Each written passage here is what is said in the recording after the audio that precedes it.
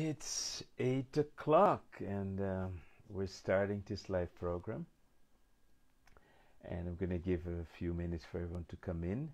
And for the people who are coming in right now, I'm starting a new challenge on October 5th, next week, Monday.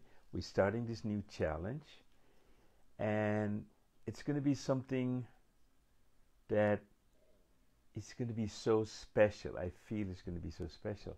I've never done it before, so let me put that straight out there. And I'm doing this to start a new group of people that we need to change their shifting, their thinking, shifting that to a new mindset. And many people heard about mindset and all those kind of things. But it's going to be totally different. The best way to say it is going to be a mind shift, not a mindset. Ik doe het in 2 talen. I will also speak Dutch. Op maandag 5 oktober begin ik een challenge voor 21 dagen, waar ik 21 dagen live kom in een besloten groep in Facebook. En waarin we een quantum mindshift gaan creëren. My goal is to create a quantum mind shift. And we need that right now. Right now, we are in I would say, a point in history of mankind. Dus nu zijn we op een moment aangekomen in de geschiedenis van de mens, where if we don't wake up, als we niet wakker worden, and realize our power en ons bewust worden van onze kracht, van wat wij kunnen. Als we niet wakker worden, if we don't wake up, things will continue like they are, and we're going to be governed by politicians who are going to consider us to be sheep. Dan gaat alles gewoon door zoals het altijd gaat, en we zullen dan overheerst worden door politici die denken dat we schapen zijn. They're taking all the power to them. The people we choose to govern our country. De politici nemen de kracht naar zich toe. En dit zijn mensen die we gekozen hebben, die we vertrouwd hebben met een verantwoording. We have trusted these people. We have given them a responsibility. Hi everybody, good to see you. Welcome. And my thing is slipping here. And I'm organizing this because of my birthday, because I'm turning 60s. I just turned 67. Today is 67 and 1 day. Ik ben net 67 geworden. Vandaag is 67 en 1 dag. I can still count in the days. En goedenavond, iedereen welkom. So, I was thinking what to do. Lottie asked, is it wel kracht?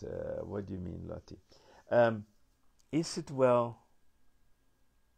What is this really about? Hi, Ingrid. You see, some of you are abundant. Some of you leven in overvloed.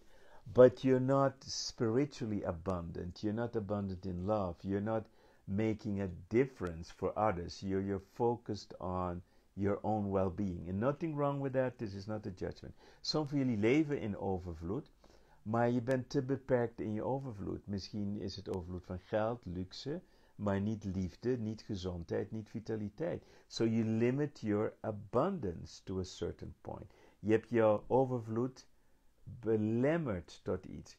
Dus I want to give you today the 10 reasons why most people sabotage their abundance level. Ik ga je vandaag vertellen over de 10 redenen waarom de meeste mensen hun overvloed beperken. So you can make notes because it's going to be really something that you want to think about. Je wil misschien aantekeningen maken, because you can, if you're a coach or a therapist, these things are very, very crucial. Als je een coach of therapeut bent, zijn deze dingen heel erg belangrijk, because you might be limiting yourself in what you can do in helping others and making a difference.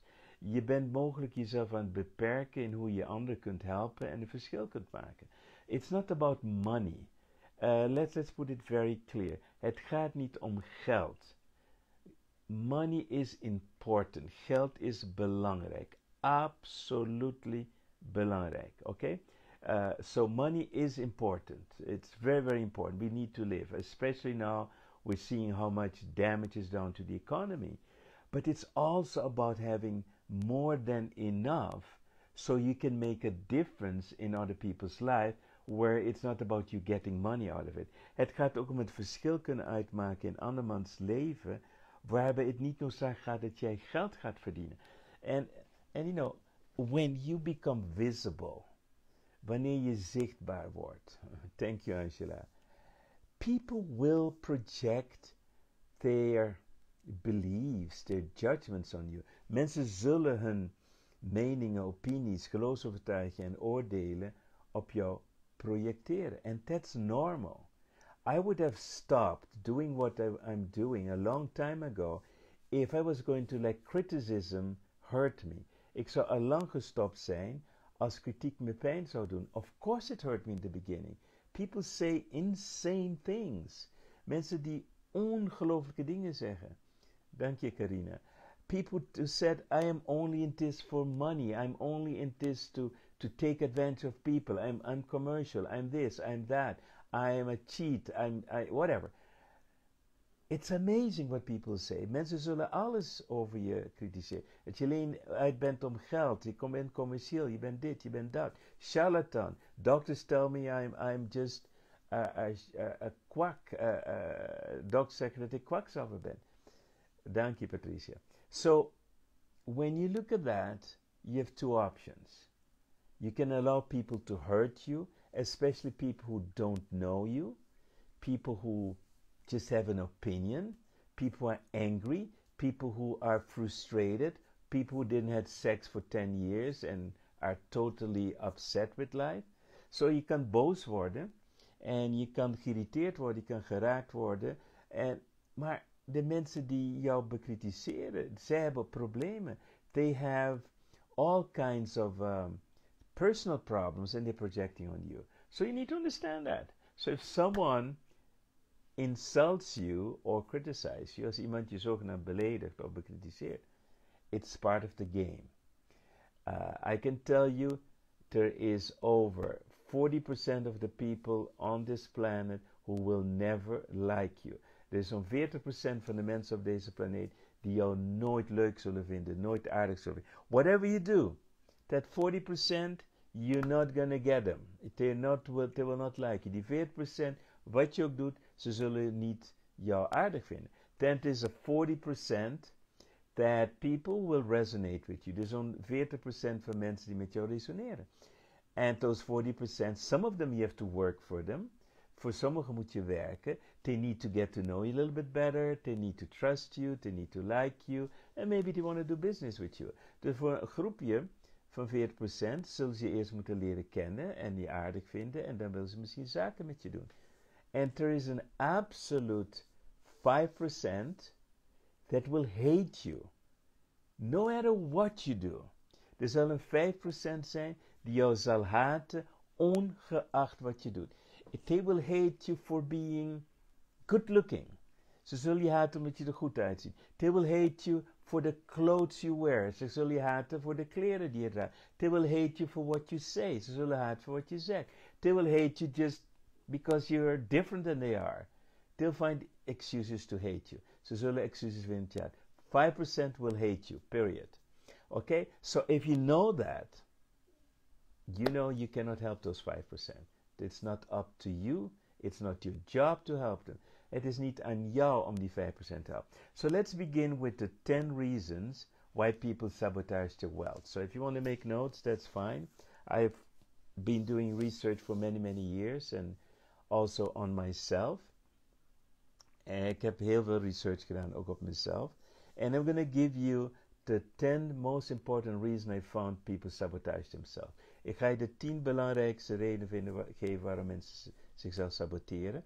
And if you decide you want to solve your sabotage, I'm starting on 5th of October. Als jij besluit je wil je sabotage stoppen, 5th October I'm starting with a 21-day challenge. It's not for free, but you can start with €1 if you don't have more. So everybody can participate.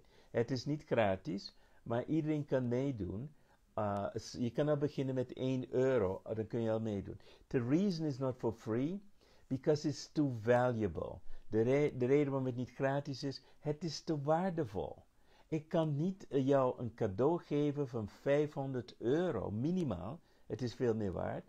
I cannot give you a present of €500 if you don't know it's a present that's worth €500. Ik kan je geen cadeau geven van €500 als jij niet weet dat het een cadeau is van €500. You might think it's a piece of nothing and throw it away. En je denkt, dit is niks waard, je gooit weg.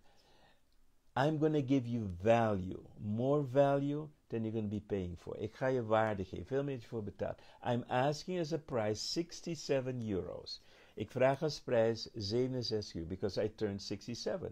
But my gift to you for turning 67 is I'm giving you a package that's worth over €500 easily. Maar als verjaardagscadeautje geef ik je een pakket die veel meer waard is dan €500. That's my gift to you. And let me tell you the 10 reasons why you may want to participate in this journey together for 21 days. Laat ik je de 10 redenen geven waarom je met me mee zou willen doen in deze 21 dagen.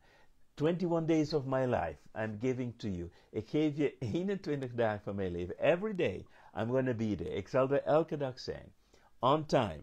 Delivering content. En ik geef jou content. Nou, reden nummer 1. Why people are sabotaging themselves. Eerste reden waarom mensen zichzelf saboteren. Let me tell it to you. It is when you were growing up. Wanneer je aan het opgroeien was. You had a certain comfort zone. Had je een bepaalde comfort zone. A comfort zone that was relatively safe and it had some pleasures. Dus het was redelijk veilig en het had bepaalde genoegens. Right? So, but there was also a certain amount of suffering. Er was ook een bepaalde hoeveelheid lijden. Dank je, Hans. And that suffering where maybe your parents were suffering, maybe your family was suffering, or the suffering could have been just seeing someone not having pleasure. Dus het lijden kan zelfs zo zijn dat het zien van je ouders die niet voldoende plezier hadden. So if your parents were not really happy and you're living in a comfort zone of even if you had enough, there was not happiness there. Dus zelfs als je genoeg had, was er geen gevoel van vreugde en geluk. Zelfs dat mist. So you're missing something in your abundance programming. There's no happiness. Or let's say your parents didn't have a happy marriage. Of bijvoorbeeld, je ouders hadden geen gelukkige huwelijk. So you're observing as a child in this comfort zone, you're seeing your parents and they're not excited, happy, fun, loving, dynamic, and waking up, motivated, inspired. Als je ouders dus niet gelukkig zijn, niet geïnspireerd, niet blij, wakker worden, you are already in a comfort zone that is not right for you. So I want you to understand that. So you're growing up in this comfort zone where there's an amount of suffering, an amount of safety, and an amount of pleasure. So we're going to look at the triangle. So there's suffering, there's pleasure, and there's safety. That's a triangle of comfort zone you're creating in your subconscious mind. Dus je maakt een driehoek van je comfortzone. Veiligheid of eten of genoeg.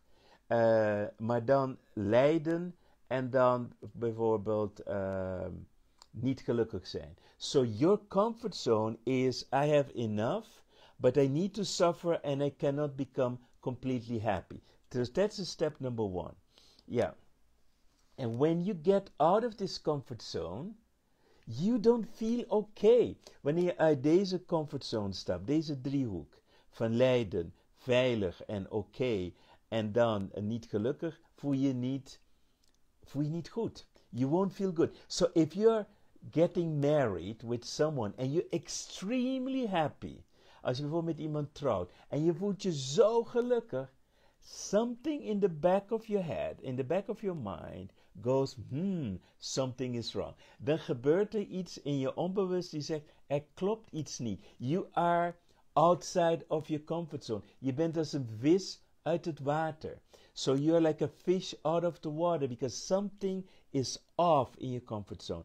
And you start feeling a little bit uncomfortable. So you will sabotage your marriage. Dus je gaat je huwelijk saboteren because it's not fitting your reality you're growing up with. So then you can make money, but if there's no sacrifice, no suffering, it will not be comfortable. So you can make good money. I made good money, but it was always with sacrifice and suffering. Sacrificing my marriage, sacrificing being a father, sacrificing my health in order to make money. Otherwise, it wouldn't be okay. If I would have an easy life, als mijn leven te makkelijk zou zijn, I would not feel comfortable. I had to work in a certain hard way to feel home. So my home is not too happy, enough to live, and some suffering. So that's my triangle I created, or I was programmed with in my youth. So that's the reason number one, is your comfort zone has the three elements in it that is not totally happy, not totally rich, and not totally enjoying life. So that's one. The second reason why we sabotage ourselves, dankjewel Genevieve, we sacrifice ourselves, it is that we think we only need to care about ourselves and our family because outside of us the world doesn't exist. Zo wij denken dat wij alleen maar voor onszelf en onze familie moeten zorgen, omdat buiten dat onze wereld niet bestaat. Because in your family, the family was only taking care of themselves. Most family, not all. Omdat de familie alleen zorgt voor zichzelf. There are not a lot of families where they bring the children to shelters and they go and work on Sundays to help poor people. Er zijn niet veel... Denk je dat? So, er zijn niet veel mensen die een gezin meenemen en bijvoorbeeld andere mensen gaan helpen die arm zijn. So we have learned to only take care of that little, I would say, zone of what we consider our family. Dus we hebben geleerd alleen te zorgen voor dat kleine cirkeltje dat onze familie is. And everything outside of this circle is alien. Alles buiten deze cirkel is vreemd en dat is niet jouw verantwoording, right? You can feel bad that other people are suffering, but it's not your responsibility. Dus je kan je slecht voelen dat andere mensen zich niet goed voelen, maar het is niet jouw verantwoordelijkheid. So we have enough for ourselves, we have enough for our family, but we do not have enough to make a difference for the world.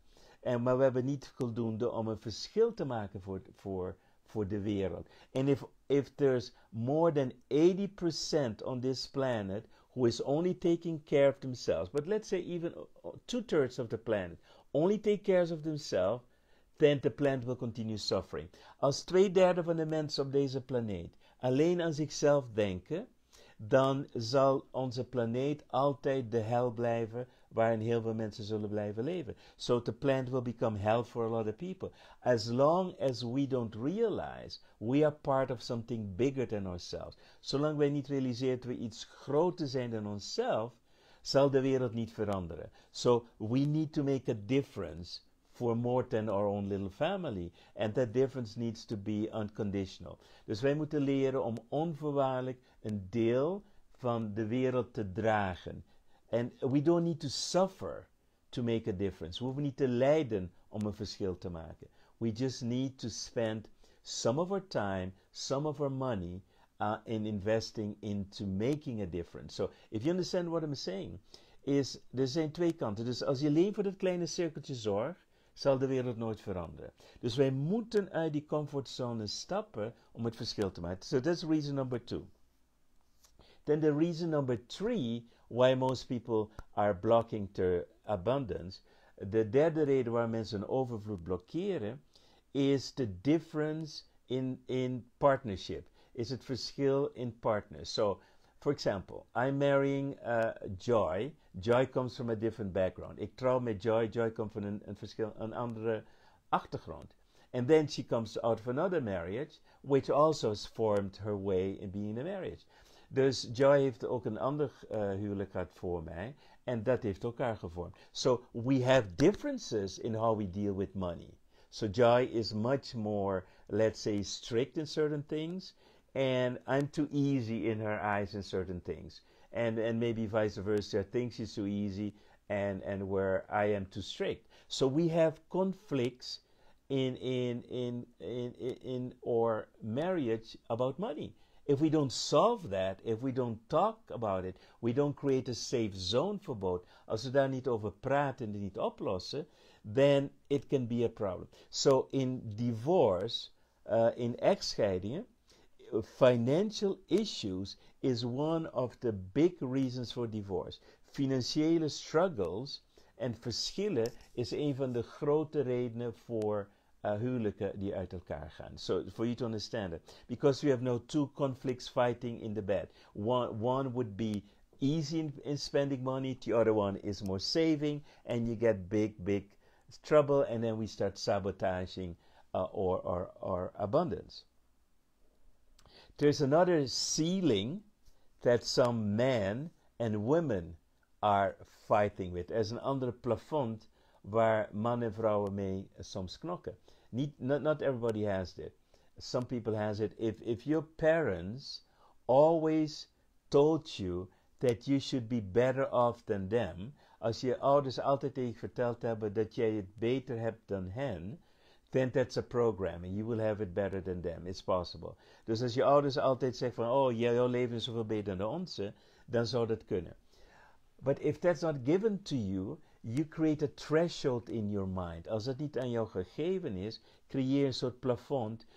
So for example, some women will sabotage if they earn more than their father or they earn more than their husband. Sommige vrouwen zullen zichzelf saboteren als zij meer verdienen dan hun vader of meer verdienen dan hun man. And some man will be totally destroyed if the woman is earning more than them. En sommige mannen voelen zich volledig mislukt als een vrouw meer verdient dan hen. So we have these conflicts about who should earn how much. Okay, so for men I have a special message. Voor mannen een speciale boodschap. If you're married to a woman, she's earning good money, that's your passive income. Be happy. Dus voor mannen, als je getrouwd bent met een vrouw die meer verdient met jou, wees blij. Dat is je passief inkomen. For women, if your husband earns more than you, that's fine. Passive income. So don't worry about it. It's not a conflict, but it's something that is in your subconscious mind that needs to be changed. We'll be changing that as well. Reason number 5, we sabotage our abundance. De 5e reden waarom onze abundance saboteren is when it's too easy. When it's too easy. So just imagine, you're making money, but it's too easy. Ingrid. Dus je verdient geld, het is te gemakkelijk. It's coming too easy. There's a part of you that doesn't trust that. Een deel van jou gaat het niet vertrouwen. In the States they say, if it's too good to be true, it ain't true. In het Engels, in Amerika zeggen ze, als het te goed lijkt te zijn, kan het nooit goed zijn. So we have this inbuilt sabotage that if something is too easy, we didn't earn it. We hebben dus deze sabotage als iets te makkelijk is, hey Bora, dan hebben we het niet verdiend. We didn't earn it. So we are blocking the fact that it's too easy. We blokkeren het te makkelijk is. Because part of us has not been trained that money could be just coming easy into our lives. So we need to struggle. And if we don't struggle with money, we'll create another struggle somewhere in our lives to at least have struggle. Dus als we geen struggle met geld hebben, maar het is makkelijk, dan gaan we ergens anders in ons leven struggle creëren. Dus denken weer aan de reason number 1, de triangle, de driehoek. De driehoek die we hebben. We hebben genoeg, maar er is geen echte happiness, but there's no true happiness, and there's some suffering. That is our comfort zone. We survived, we ate, we had food, but there was not pure happiness and there was suffering. That is our comfort zone. En when we get out of it, money comes too easy. Dus wanneer het geld te makkelijk komt, we need to create problems somewhere else in order to balance the lack of struggle in making money. So then we're going to create struggle in a relationship. We're going to create struggle in our health. Dan gaan we zorgen voor een ander soort struggle. In onze relatie, in onze gezondheid, enzovoort, enzovoort. So you need to understand that too easy money is something we need to train our mind, that we are okay to deserve that. We don't need to sacrifice to earn money easy. Wij moeten onszelf trainen om te leren dat geld makkelijk verdiend mag worden. So, there's another ceiling, and that's a subconscious ceiling, and that's the ceiling of your self-worth. Er is een andere plafond, and that's the plafond van jouw eigenwaarde. Dus, you have a program in you of how much you are deserving to earn with your hours and your labor. Je hebt dus een bepaalde programma in jou, waarin jij hebt bepaald hoeveel jij verdient met jouw levenskracht, met jouw levensenergie. So this self-worth is linked to your life force, to your energy. Dus die eigenwaarde is gelinkt aan je levenskracht. So when you earn more, your subconscious mind thinks it's dangerous because your life force is not in balance with what you're earning. Dus als je meer verdient dan je waard bent, dan is er een angst die optreedt, omdat die angst is de levenskracht die je verliest. So, you will fight that. You will fight earning more than you feel worthy of. Je zult vechten tegen meer verdienen dan jij waard bent. So then you get what we call a self-sabotage mechanism kicking in. Things will start breaking down in your house.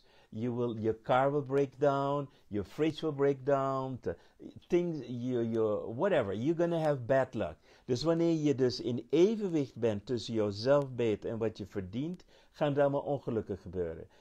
Er gaan dingen gebeuren waardoor je geld moet gaan uitgeven. So that imbalance is created. So, and then you have to find a balance somewhere else. So dat is een van de dingen die kan gebeuren. Hey Menno, goed je te zien. So that's number 6. Number 7, I call the lottery syndrome. Number 7 noem ik de loterijsyndroom. So, the lottery syndrome is if you get unexpected, a lot of money. It could be a lottery. It could be an inheritance. It could be you sold your house and you unexpectedly made a lot of money. Dus de lottery syndrome kan zijn, je hebt iets gewonnen in de loterij, je hebt een huis verkocht, je hebt een erfenis gehad, and that is way out of your comfort zone. That's why the best way for people to handle that, dus een van de redenen waarom mensen bijvoorbeeld niet hun levensstijl veranderen.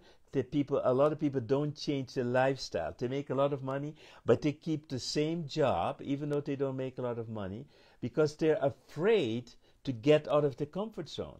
Heel veel mensen zijn bang om uit die comfortzone te treden. Dan gaan ze niks veranderen. Ze gaan door met te leven alsof ze niks hebben gewonnen. They continue living as they have not won anything.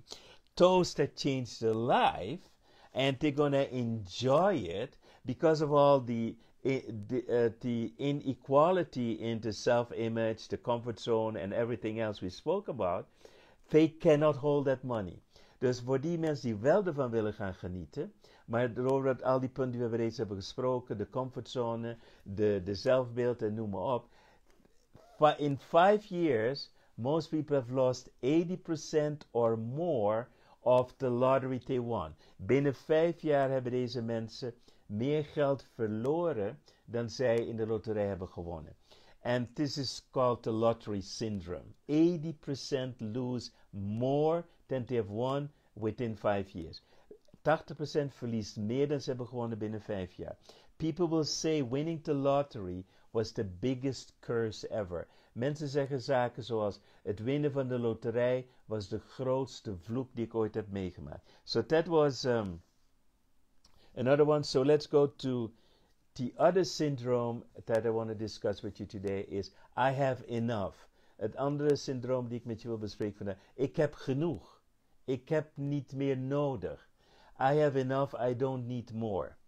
And so, even though on some levels this is true, you can be satisfied with having enough, hoewel het waar is dat je tevreden kunt zijn met genoeg te hebben, is you are not contributing to the improvement of the planet. Je draagt niet bij tot, zeg maar, een beter planeet. Abundance means that we have more than enough through which we can give back.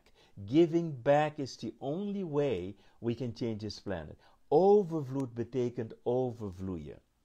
En alleen doordat we onvoorwaardelijk kunnen geven aan de wereld, kunnen we een verschil uitmaken op deze wereld. So people who have more than enough, who are making the difference to help this planet to become a better place, are those that are going to be rewarded in ways they cannot imagine, because they're giving part of their revenues, their earnings to the planet. Dus de mensen die meer dan genoeg hebben en het laten overvloeien en een deel uitmaken om een verschil uit te maken, zullen een extra beloning krijgen in een gevoel van voldoening die je op een geen enkele manier kunt krijgen. When you give unconditionally, it is a level of satisfaction that you cannot get with anything else.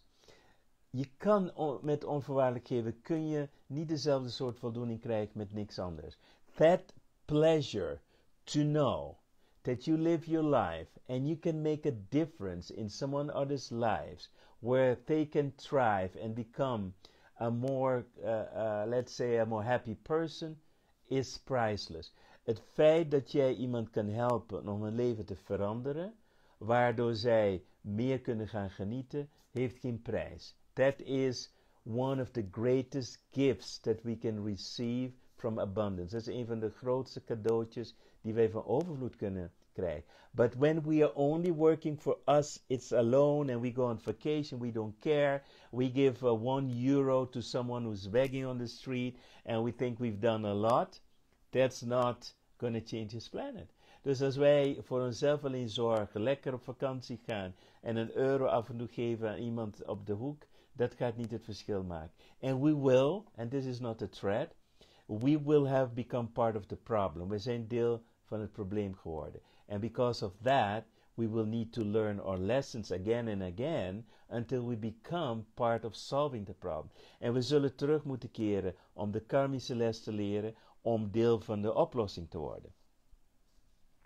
Then you have another syndrome, and that's called I don't want to be different syndrome. Dankjewel, Dino.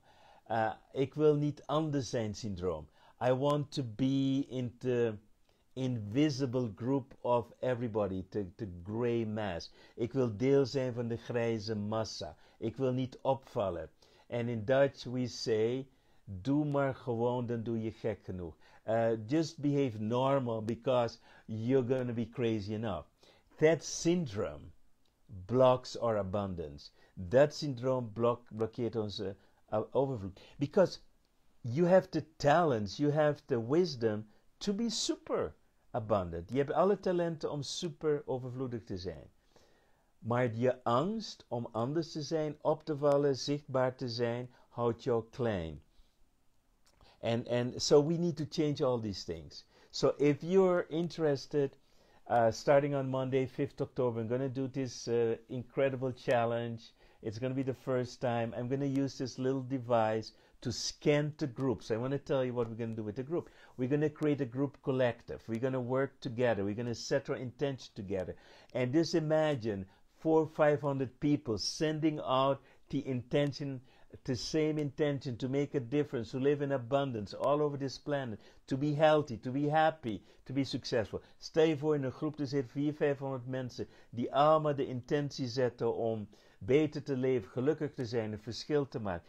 That power you cannot do by yourself. Die kracht kun je niet alleen doen. I cannot do it by myself.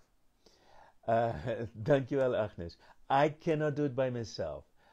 You cannot do it by yourself, but together we can make a difference for this planet. Together we can really all shine. Samen kunnen een groot verschil maken. We're going to go through the 7 chakras. Each chakra, hey Robert, dankjewel. Each chakra is going to last 3 days. Elke chakra gaan we 3 dagen behandelen. Day 1, dag 1, is loslaten alles wat de chakra blokkeert. Day 1, we're going to let go of everything that's blocking the chakra. Day 2, we're going to arrive into the now. Feeling safe and okay in what's happening in our lives right now. Dag 2 gaan we het nu komen van die chakra. Alleen die chakra. En accepteren wat er is. Day 3, we're going to step into the future of our dreams. We're going to be creating together the planet we want to live on, the life we want to dream of. We gaan samen een planeet creëren waar wij met z'n allen willen leven. And we have the power to do that. So we're going to use that power. And each chakra is split again in 3 days. Elke chakra wordt zo opgebouwd in 3 dagen. 1 dag loslaten, 1 dag aankomen in het nu, en de volgende dag springen in de toekomst. And that way we're going to go through a lot of things. I'm going to be scanning the chakras with you from the group collective, and we're going to focus on that. For 24 hours a day, I'm going to bombard the group with my little machine of positive energy, and my team also will sending positive energy, and you will be sending positive energy too. We gaan dus met onze healies gaan we positieve energie sturen naar de groep, en mijn team doet mee, jullie doen mee. We create a bubble of healing energy as well. Then during the night, I'm making for you, I'm in the process of making it today, a sleep program called Dream Inception. Ik maak voor jullie, ik ben daar nu mee bezig, een slaapprogramma dat heet Droominceptie. And in your dream, we're going to incept, put in the life that you want to live. The dream life you want. So gaan in your droom een inceptie doen van het droomleven dat je hebt. How you're healthy, happy, successful, having a great life and making a difference. Okay? So you can do that. Lottie says, I already have an afspraak. Lottie, you can do it anytime. I do it on 8 o'clock in the evening. You can do it at 10 o'clock, or you can do it the next morning in the morning. Je kan op elke tijd kun je starten. Dus je hoeft niet precies aan dezelfde tijd te. Elke dag een half uur, anytime. So every day half an hour, anytime you want. And then, so we have tonight audio brain training that you listen to it every night on a whisper. So you listen to everything on a whisper tone during the night. And Dino, you're not listening. Dino, je luistert niet. You don't have to be there at 8 o'clock or whenever. You can do it anytime you want in your own time. It is just 21 days starting on the 5th of October. You can start the 6th of October.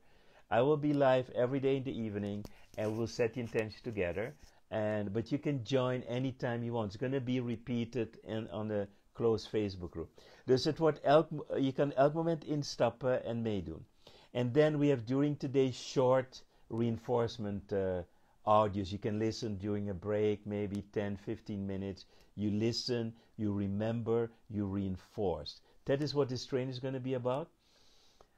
En gedurende de dag heb je korte audios waar je naar kunt luisteren.